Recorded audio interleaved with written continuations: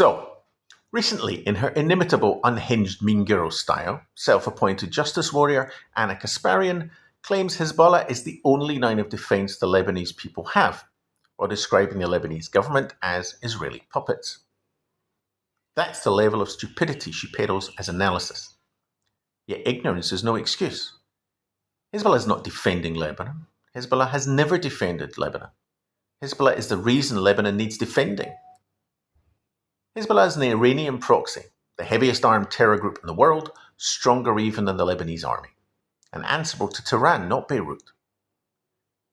Hezbollah is responsible for dragging Lebanon into countless wars against Israel, while systematically sabotaging any semblance of Lebanese sovereignty. In essence, the people of Lebanon are held hostage by Hezbollah on behalf of Iran.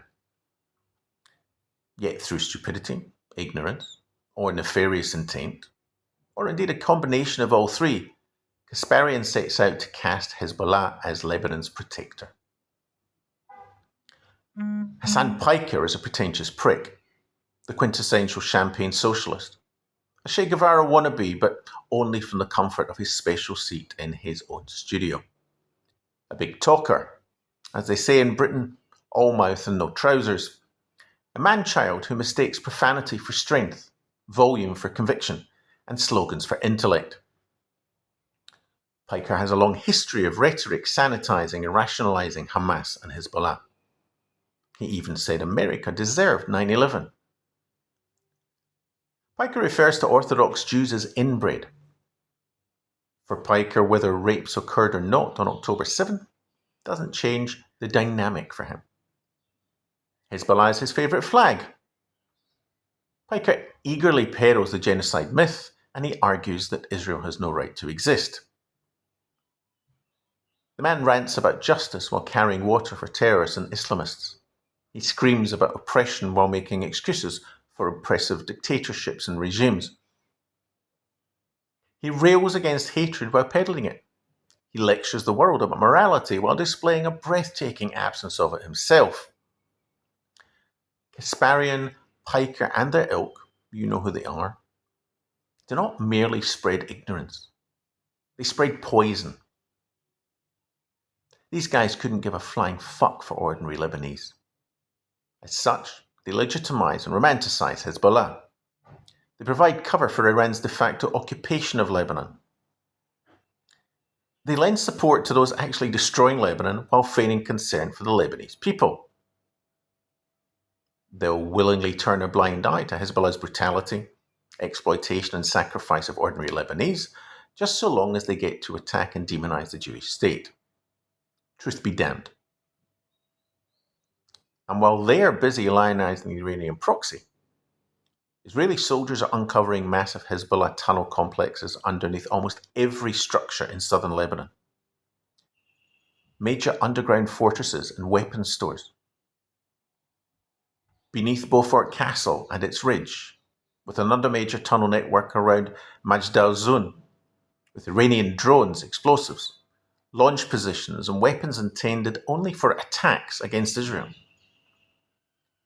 Hezbollah and its patron Iran have zero interest in defending Lebanon.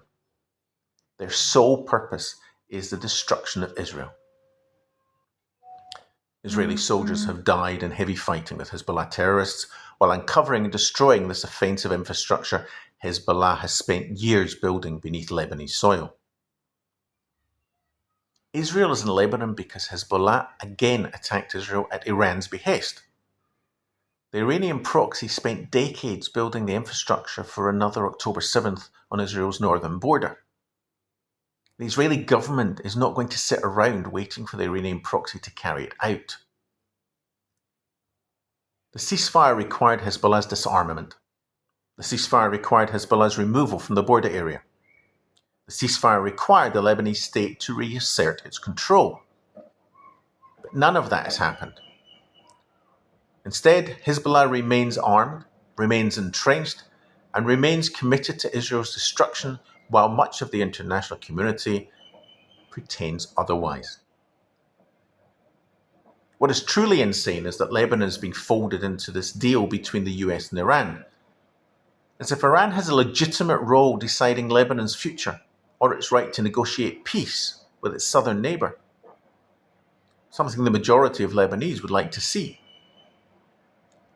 Iran is the principal reason Lebanon is in this mess. Yet somehow Iran is treated as though it belongs at the table, negotiating away Lebanon's independence. As Israel is increasingly told what risks it must accept, what threats it must tolerate, and how it can or cannot respond. Meantime, Hezbollah gets time and space and gets breathing room. Iran could hardly have negotiated a better outcome. Meanwhile, Lebanon suffers under the yoke of the Islamic regime. As they show for the Islamists, peddle their lies and propaganda, and demonize the Jewish state, the likes of Piker, Kasparian, and the others, they only condemn ordinary Lebanese to further suffering and displacement. The displacement, by the way, which is intended to save lives. If these guys truly cared about the welfare of Lebanon and its people, they'd be screaming to free Lebanon from Iran. They'd be condemning Hezbollah's exploitation and abuse of Lebanon. They'd be demanding Hezbollah be disarmed and removed.